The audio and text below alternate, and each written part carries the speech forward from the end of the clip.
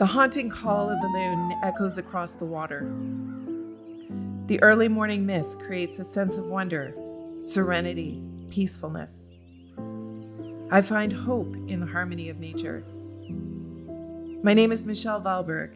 I'm a wildlife photographer and Nikon Ambassador. You might say, I am obsessed with the natural world.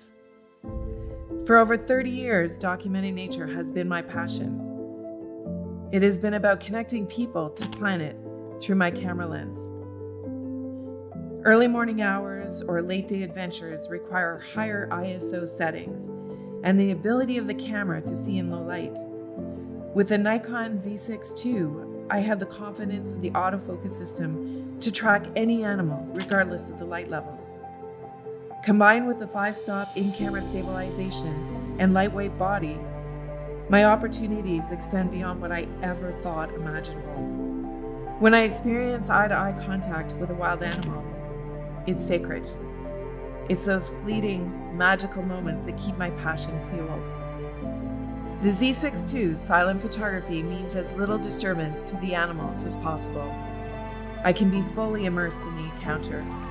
I can hear the animal calls, the sound of the water, the wind, the rain, not the sound of my shutter. Wildlife encounters can happen fiercely and quickly.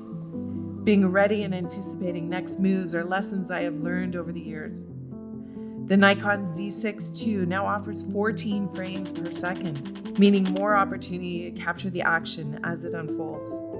With the FTZ adapter, I can use all my existing Nikkor F lenses without any image quality or functionality loss. The 500mm PF and 800mm are my go-to wildlife lenses. As a visual storyteller, I love that I can use my camera to make a difference, with a focus on the beauty, vulnerability, and magic that exists in our natural world. I want to inspire people to become better stewards of the earth for our children and grandchildren. It's up to each one of us to contribute, and my job is to keep innovating as a photographer with new tools and techniques because there is no end to what nature has to teach us. I plan on being a student for life.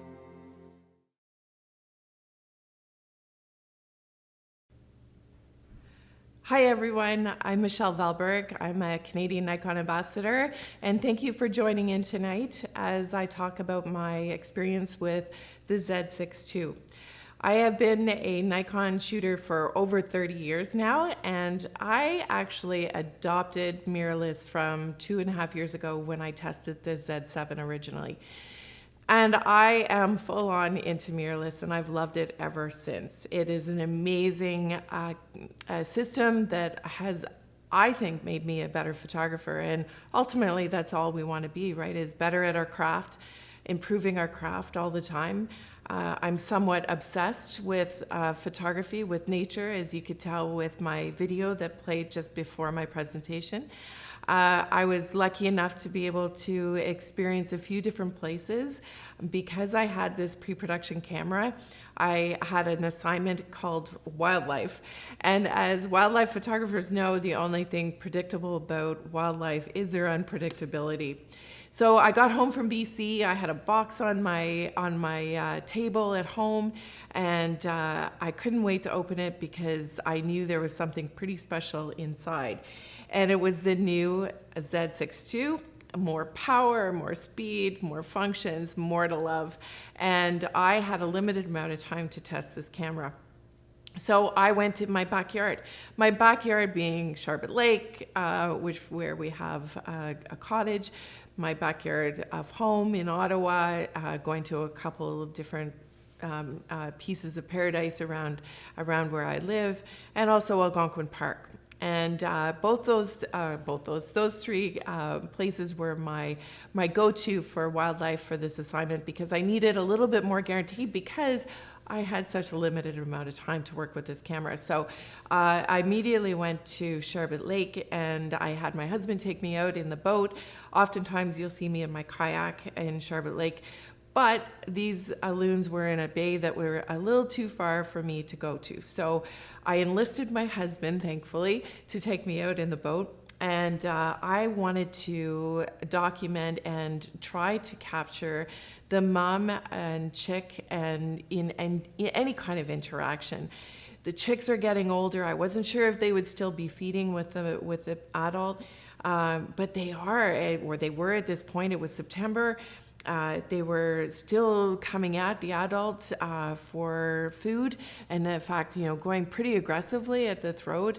And I wanted to show that interaction between the chick and the adult, and that's ultimately what we want to do as wildlife photographers. For me, that interaction and that connection between a mom and a baby is so important. So it's something that I'm always looking for. So I was working with this family. There were 2 chicks, and just waiting for any kind of behavior. And oftentimes I will also be shooting my 500 millimeter with the 2x extender, which allows me to get a little bit more up close and personal and being at a distance. Of course, with wild creatures, you don't want to disturb them. You don't want to interrupt their interaction. You want to make sure that you're creating with less, less interruption. So when I was photographing these loons, I was waiting for any kind of behavior. And one of the things that I absolutely loved about this new camera, which I didn't know much about when I went out first time, it was kind of like take it out and work it without really knowing what the increased capabilities were with the new 6.2. And of course, having the dual processors and having 3 times the amount of buffer capacity, it meant my image processing was so much faster. And one of the things that I do often is shoot video. So being able to switch, one of the things I immediately noticed was when I switched to video, I had no interruption between for waiting for the stills for the buffer to create the stills, and I was able to immediately go to video without any interruption again. So that fast capability was unbelievable. And if you're not shooting video, and I highly suggest, it's just so easy. I think it's a big part of our storytelling. And it's also so incredibly easy now when you're looking through the viewfinder. Set it all to video, set it to auto, and try it out if you haven't, and it's unbelievable. You'll be hooked to the slow motion, I can guarantee you. So I noticed when I had faster capability with the camera, I was getting more frames per second, and I didn't really think that I would notice much difference between 12 frames a second and 14 frames a second, and I did. Especially on continuous, you're creating these magical moments, and being able to have those extra 2 frames, it really did make a difference. Being able to capture this motion and being able to see the water droplets in hand as well, it was incredible. Of course, you're always looking for light, you're looking for action and interaction. It doesn't always happen, but you have to be incredibly patient. And when it pays off, that's the addictive part, I guess, because it's like a good golf shot. You know you can do it, you achieved it, and you always are looking for more. One of the things when we were out early morning, Jacob Park from Nikon came with me to do the behind the scenes video that you saw. And we were on the hunt for moose to photograph. And we didn't really expect to come across a moose close to us, close to the road. Jumped out. I had my 1,000 millimeters on from the night before. I had the 500 with the 2x extender. I was photographing birds. I didn't have time to change the lens, so I wanted to make sure that I didn't miss this interaction with this beautiful cow moose. So I just went with it, and she was skittish. She was off the side of the road. We didn't know how long we had. And I'm always working my ISO, and I'm going up to levels that I feel comfortable with. We're all individual with that and what our comfort level is. But certainly with the 6, going to the Z6 II, the ISO capability, absolutely fantastic. I knew that I could push it higher. So in this situation, I went up to 4,000 ISO. I was also shooting at 1/60th of a second, and because I had the 500 with 2x extender on, I was defaulted to f11. All this handheld. These are numbers I never imagined achieving ever in my 30 plus year career. To be able to have this capability, it was probably an image that I would have never been able to create back even in the early DSLR stages, and certainly with the SLR. Numbers that I never thought I would achieve. That 5-stop in-camera stabilization makes all the difference as well. So the combined ISO capability, the viewfinder experience, low light, and you're able to have that in-camera stabilization. Wow, it's a game changer. It's gonna allow you to achieve results you never thought imaginable. Even the autofocus experience in low light, this was a really tough situation. The moose were far off into the trees. I had the 500 with the 2x, so I'm at 1,000 millimeters. That's already a tricky situation, but when they're dark and within the trees, having that better viewfinder experience was certainly a plus as well. So many different capabilities with this Z6 II, and if you haven't entered into the mirrorless world, you would have seen a lot of these capabilities in the Z6. That's why I went into mirrorless, and I've adopted it. But I have to say, when I'm photographing wildlife from my kayak, one of the biggest components that I absolutely love about the mirrorless system is the silent photography. When you're able to spend more time with the animals, you're able to create more. You're not disturbing them with the sound of the shutter. You're not disturbing them with any other sound other than just your approach, maybe. That's why I'm shooting a lot with a 500 millimeter with the 2x extender. Being able to hand hold that kind of lens focal length, I would have never imagined. But also I'm able to stay at a distance, and I know that I've had more time with these creatures, whether it's birds or skittish river otters. There's no doubt, and it is obviously an important component to wildlife photography if you're able to have more time.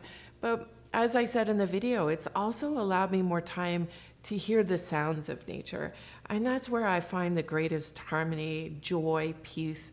We're so used to the roads and the cement and noises and sounds of our TV and our computer, and just being able to go out into nature, especially at this time, and just to be is certainly what gives me the greatest comfort. So being able to do that while shooting is also a big plus, and these animals aren't reacting to you or your camera. They're just being, and you're able to be in that situation with them. Fantastic.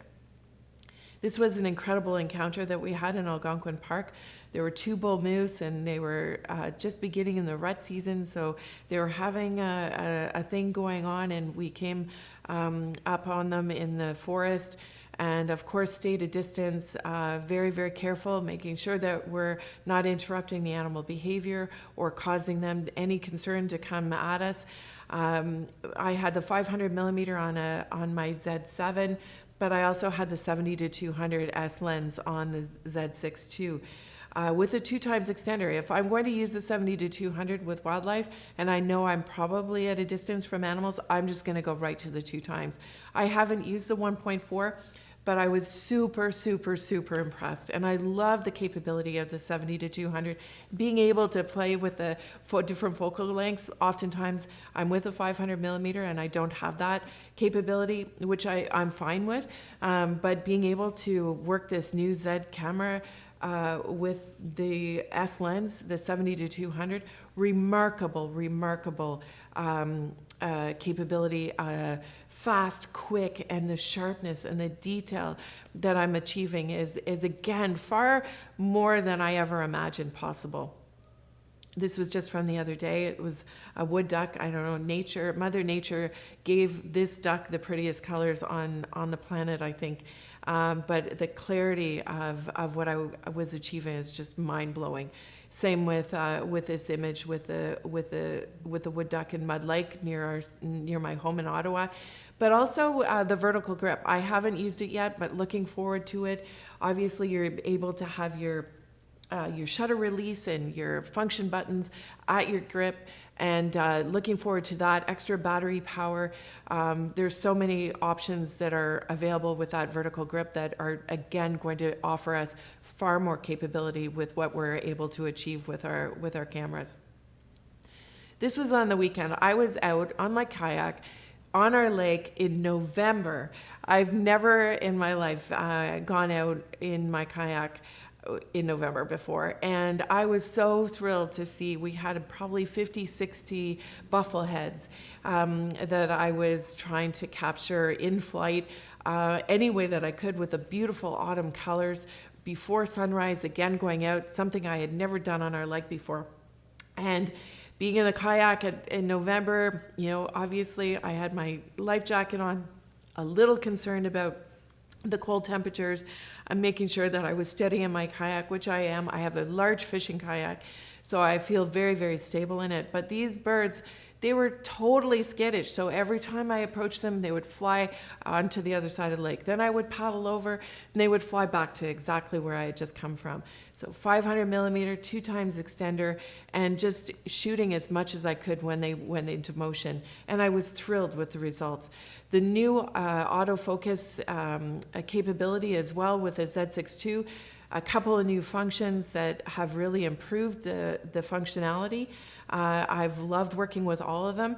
It takes me back to my DSLR stages where, I was with a friend in Mud Lake the other day, and he just turned over to mirrorless and was working the new Z6 II. So it was kind of fun to switch my brain back because I'd been shooting mirrorless for 2.5 years. I kind of forgotten what it was, what I was shooting with the DSLR, with the D850 and the D5. Most times I was with the dynamic mode. I was shooting in dynamic mode.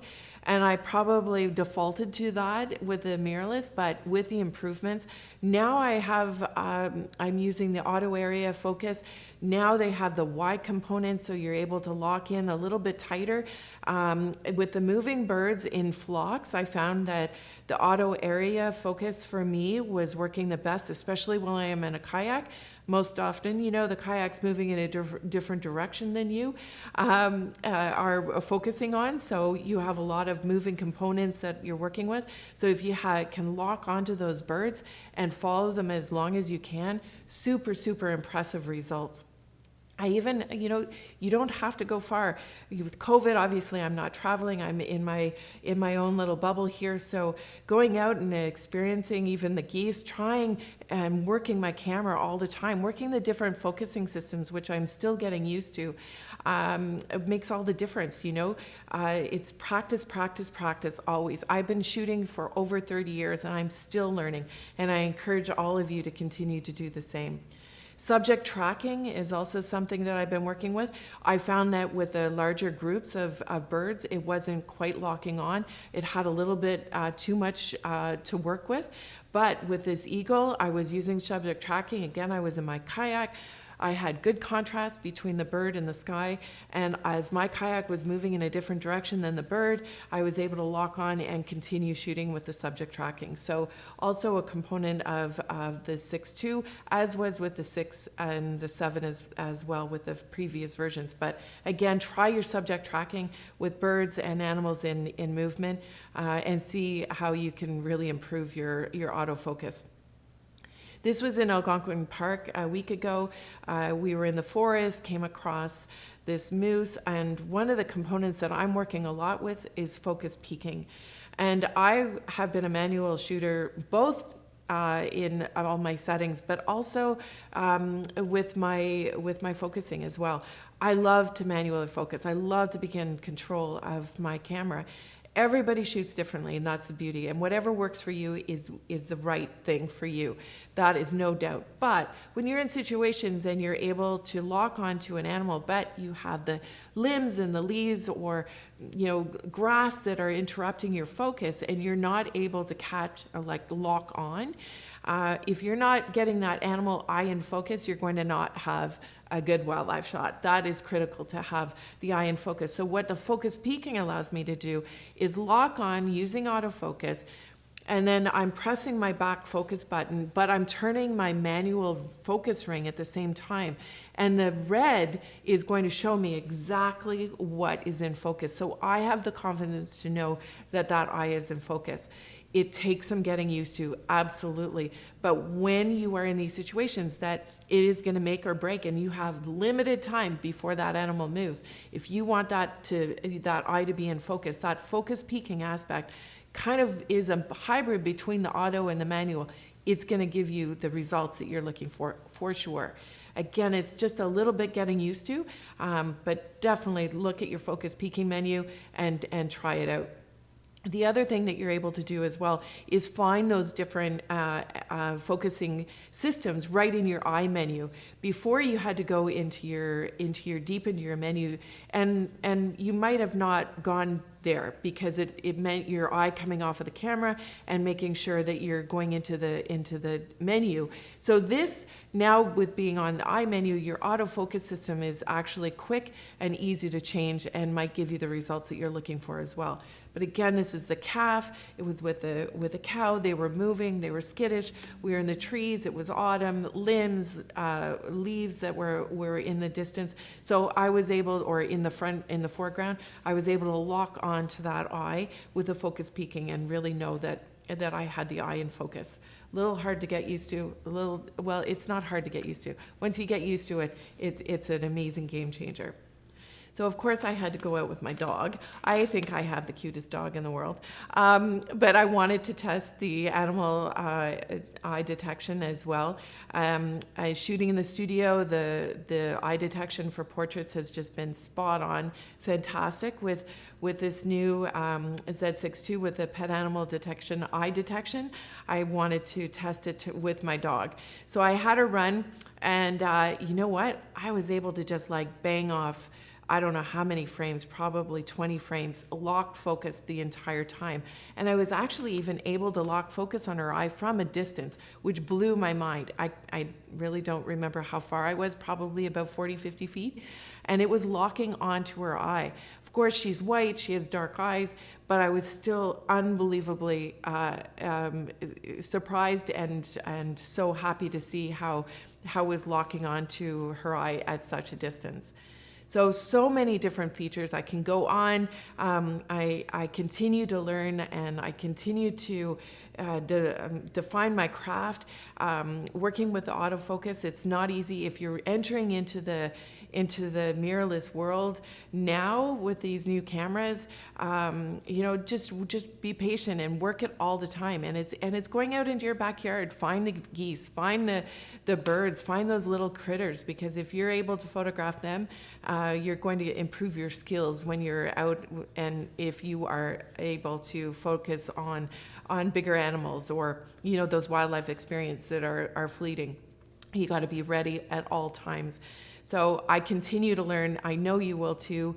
If you're new into the mirrorless, oh gosh, just work hard and improve your skills and keep working those autofocus functionalities, and just see what you can do differently and what works for you in the best way possible, and enjoy it and be patient and love what you do. How lucky are we to be able to go out? I can't wait to actually go out into the snow and photograph the animals in the winter as well. I'm embracing the winter during COVID. We've got to embrace these times, get out there and love what you do and create and post away, because Instagram is a fantastic way to share your images and make sure that you're hashtagging Nikon at all times. So I'm just going to end. I had a fun shoot with my niece who's pregnant outside. Again, it was November and we're photographing outside. I had a smoke machine. She's pregnant. I wanted to document it. Low light situation, again, locking on with that eye detection with humans. Unbelievable. I shoot it in the studio, locked on my at 1.8, my chances are increased immensely now. So super excited about that as well. So much to be excited about. As you can tell, I'm never short of enthusiasm, and I hope you follow me. And if you don't, I'm easily found on Instagram and Facebook and Twitter. And enjoy, and thank you for tuning in, and I appreciate your attention and staying with me, and your love for Nikon as well. So thank you, and we'll see you soon.